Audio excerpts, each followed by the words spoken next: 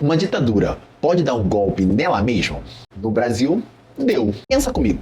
O governo já tinha derrubado um presidente, caçado adversários e acabado com a eleição direta para presidente. E mesmo assim, em 13 de dezembro de 68, decidiu que ainda tinha liberdade demais sobrando no Brasil. Esse foi o AI-5.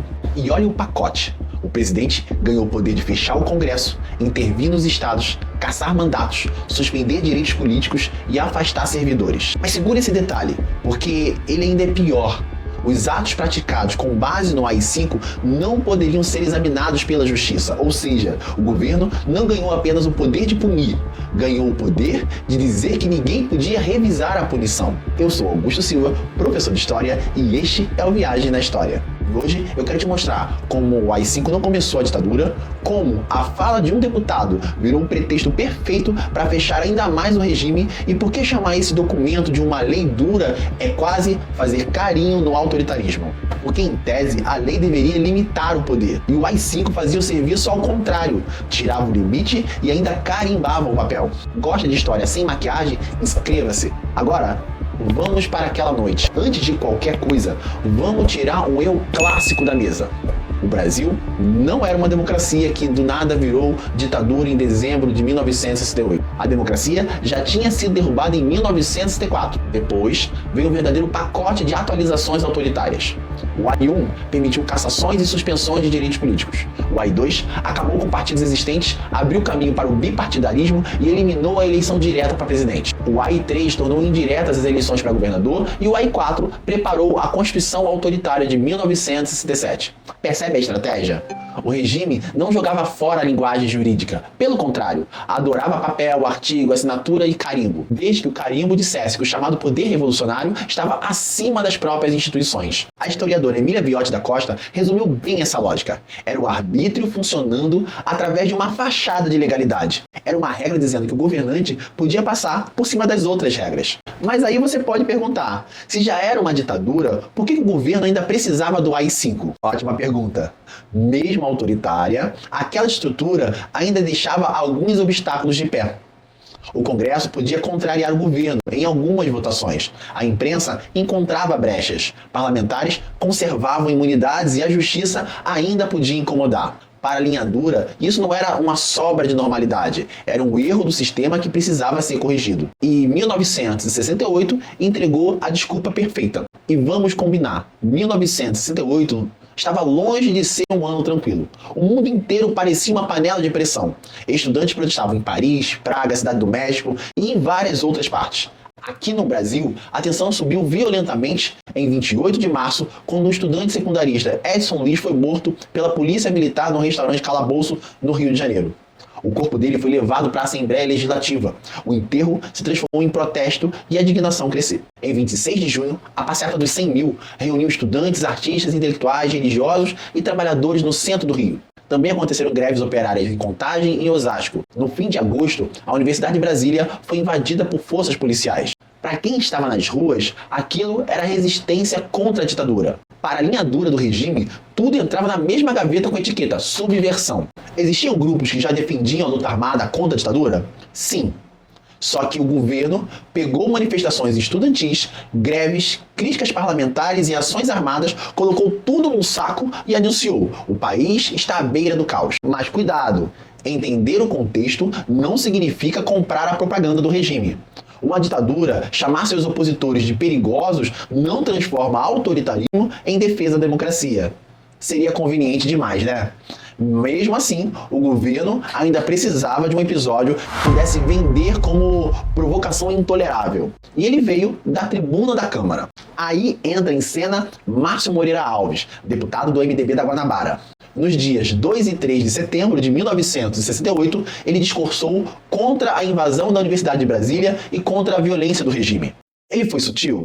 Não.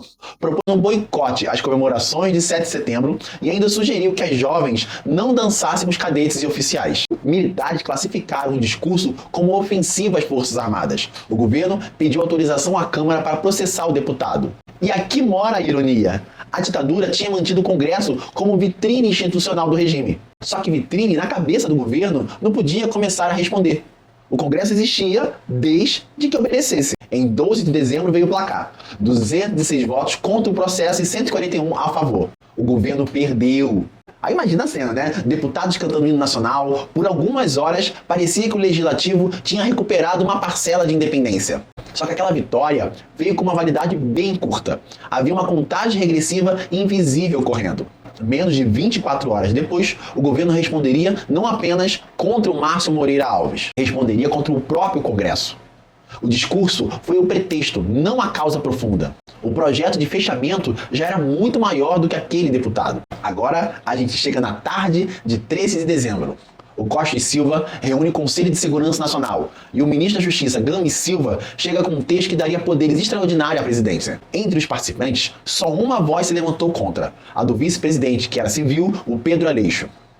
E olha a ironia, o Pedro Aleixo não era nenhum esquerdista infiltrado, ele tinha apoiado o golpe de 64.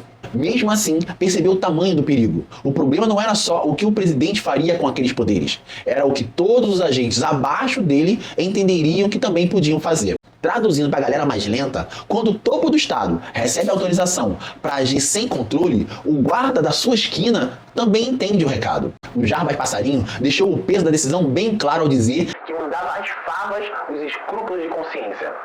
Repara na frase. Eles sabiam que estavam atravessando uma linha moral e jurídica e decidiram atravessar a si mesmo. O AI-5 foi aprovado. Pronto, fecharam o Congresso e acabou. Calma, porque isso é só a manchete. Para entender por que o AI-5 foi tão devastador, a gente precisa abrir o documento e ver como a ditadura escreve uma autorização para si mesma. Vamos traduzir o juridiquês. Artigo 2º. Permitia ao presidente colocar em recesso o Congresso Nacional, as Assembleias Estaduais e as Câmaras de Vereadores. E sabe quando elas voltariam? Quando o próprio presidente quisesse. Separação de poderes? Foi ele tomar um cafezinho e não voltou. O artigo 3º permitia intervenção dos estados e municípios sem limitações previstas pela Constituição. O artigo 4º autorizava a suspensão dos direitos políticos de qualquer cidadão por 10 anos e a cassação de mandatos. O artigo 6º suspendia garantias funcionais e abria caminho para demitir, remover ou aposentar servidores, além de afastar militares. O artigo 10 suspendia o habeas corpus nos casos de crimes políticos contra a segurança nacional, a ordem econômica e social e a economia popular. Presta atenção nesse detalhe. O habeas corpus não foi suspenso para todos os crimes. Foi suspenso justamente nos casos usados pelo regime para perseguir os seus opositores. E aí chegamos ao artigo 11, o artigo que fechava o cadeado e jogava a chave fora.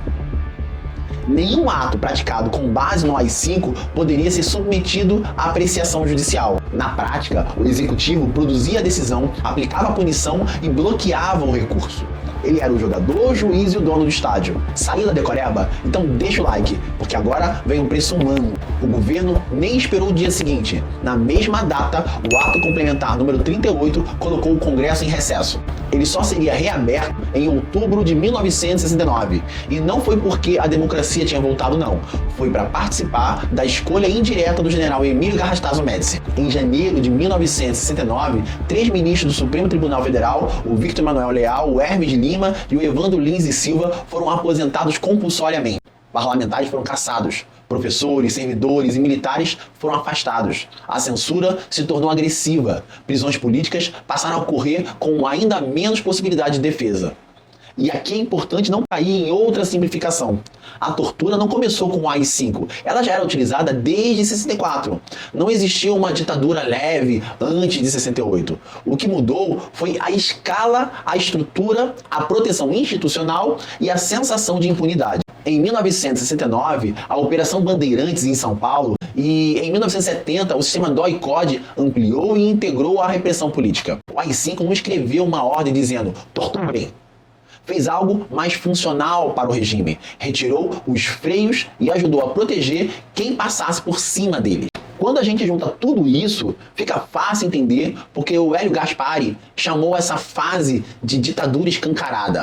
O Marcos Napolitano mostra que em 1968 mudou a qualidade do regime. A repressão ganhou uma estrutura ainda mais ampla. O Carlos Fico também chama atenção para um ponto essencial. Esse endurecimento não brotou magicamente por causa do discurso de um deputado. A repressão e os projetos da linha dura já estavam presentes desde os primeiros anos do regime. E a Maria Helena Moreira Alves ajuda a gente a entender a construção de um Estado de segurança nacional, que transformava oposição política em inimigo interno. Então, resumindo, Márcio Moreira Alves acendeu o fósforo, mas o governo já tinha espalhado o combustível pela sala inteira. O AI-5 permaneceu em vigor por mais de 10 anos. 10 anos. Isso não é medida emergencial, é um sistema. A emenda constitucional número 11, aprovada em outubro de 78, revogou os atos institucionais incompatíveis com a Constituição a partir de 1º de janeiro de 1979.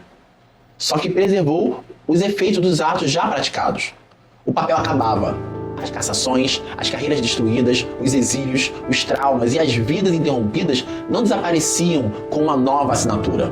E aqui está a lição que atravessa o tempo e que muita gente ainda não entendeu. Ditaduras não governam necessariamente sem lei, sem documento ou sem carimbo. Elas podem produzir leis, atos e decretos justamente para impedir que a lei limite o governante. Por isso, o AI-5 foi um golpe dentro do golpe. Em 64, os militares derrubaram a democracia. Em 68, a ala mais autoritária do regime atacou os limites que ainda restavam dentro da própria ditadura. Quando alguém disser que o AI-5 foi uma reação necessária ao caos, faça uma pergunta simples. Necessária para quem? Não foi inevitável. Foi uma escolha política, uma escolha que abriu os anos de chumbo e entregou ao Estado instrumentos para perseguir, calar e punir sem prestar contas. E agora eu quero saber o que você pensa. O discurso do Márcio Moreira Alves provocou o AI-5 ou apenas ofereceu um pretexto que a linha dura já estava esperando? Comenta a palavra pretexto e explica o que você pensa. Se esse vídeo ajudou você a entender, inscreva-se no canal Viagem na História, deixa o like, compartilha com quem acredita que o AI-5 foi uma simples resposta a um deputado. E se quiser apoiar diretamente o canal, a chave Pix está na descrição do vídeo. Obrigado, viajantes. Até a próxima Viagens pela História.